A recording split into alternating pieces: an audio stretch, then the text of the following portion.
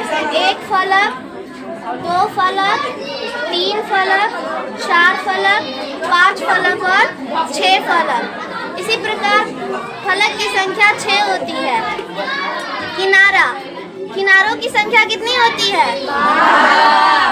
वैसे एक किनारा, दो किनारा, तीन किनारा, चार किनारा, पांच किनारा, 6 किनारा, 7 किनारा, 8 किनारा, 9 किनारा, 10 किनारा, 11 किनारा और 12 किनारा।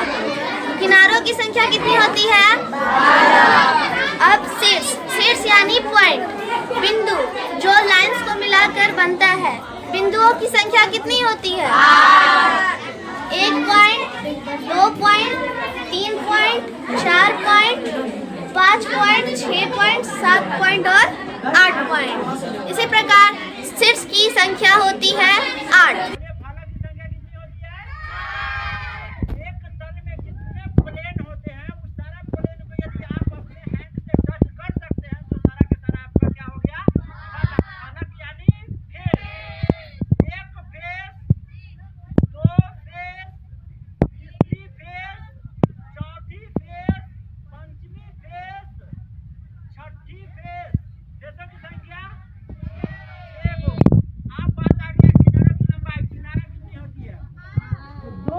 की मिलाने वाली रेखा को हम लोग किनारा कहते हैं। किनारा यानी रेखा, रेखा यानी लाइन।